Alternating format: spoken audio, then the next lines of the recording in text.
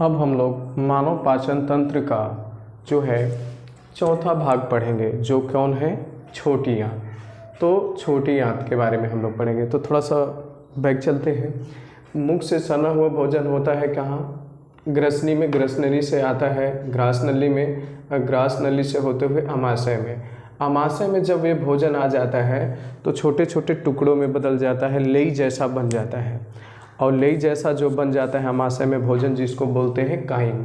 और काइम एक क्या बढ़ता है, आगे बढ़ने लगता है। तो यानी कि कहने का मतलब है कि अमाशय का एंड पॉइंट यानी कि अंत, और जहाँ ये शुरू होता है अगला भाग अमाशय के बाद, तो वो होता है आपका छोटी आंत। तो छोटी आंत का जो पहला भाग जहाँ से अमाशय से भोजन निकल के प्रवेश करता है उसको बोलते हैं ग्रहणी। यानी कि अमाशय का अंत और छोटी आंत का स्टार्टिंग भाग क्या कहलाता है, ग्रहणी। अब ग्रहणी से भोजन अमाशय से भोजन निकल के ग्रहणी में, और ग्रहणी से आगे बढ़ने लगता है। तो यहाँ पे भोजन आगे बढ़ते चलता है और लास्ट में भोजन फिर कहाँ पहुँचता है, आपका बड़ी आंत में। तो हम लोग वो बड़ी आंत में अगले भाग में पढ़ेंगे। तो ये जो यहाँ पे जो काइम है जो लेई जैसा बना होता है, तब जब ग्रहणी से इंड करते हुए आगे बढ़ता है तो ये और भी पतला हो जाता है, जिसको बोलते हैं चाइल, है ना। तो ये जो चाइल है, ये चाइल आगे और पतला हो जाता है। तो ये पतला होने का कारण क्या है कि इसमें रसांकुर पाया जाता है, यानी कि भिलाई, यानी कि छोटी आंतों की दीवार में ऐसे छोटे छोटे रचना पाए जाते हैं।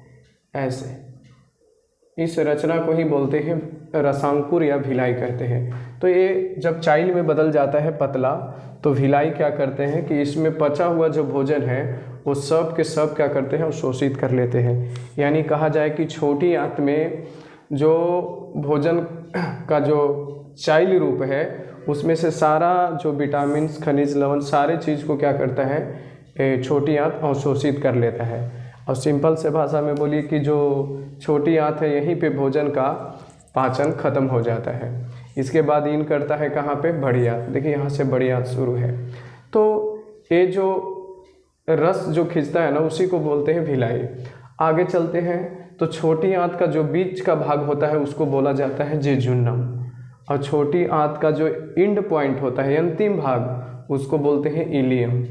यानी कि छोटी आंत का अंतिम भाग और बड़ी आंत का स्टार्टिंग भाग क्या कहलाता है, इलियम। तो यहीं पे यहाँ पे अंत हो जाता है। अब हम लोग चलते हैं थोड़ा सा और छोटी आंत के बारे में। तो छोटी आंत की लंबाई होती है लगभग 6 मीटर और इसका चौड़ाई होता है 2.5 सेंटीमीटर। ये जो छोटी आंत है ना, शाकाहारी जंतुओं में थोड़ा क्या होता है, ज़्यादा होता है।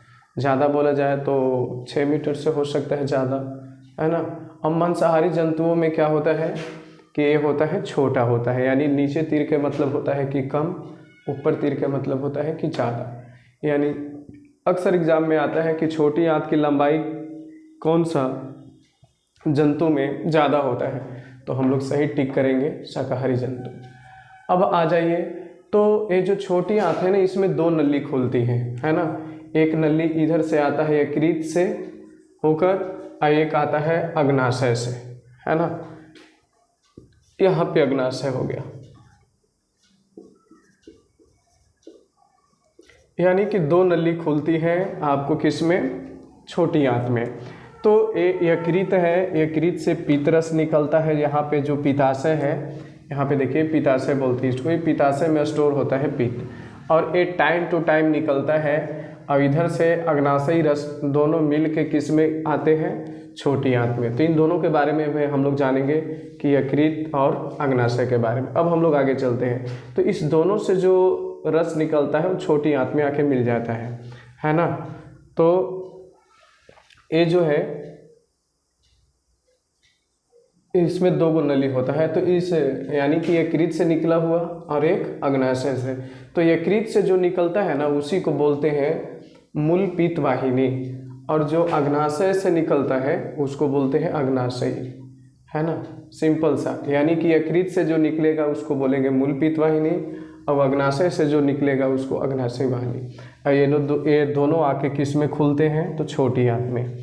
तो छोटी आंत में भोजन का संपूर्ण पाचन हो जाता है और इसके बाद भोजन किस में पहुंचता है, बड़ी आंत में। तो हम लोग अब चलते हैं बड़ी आंत में, यानी कि हम लोग अब 5वां पार्ट पढ़ेंगे।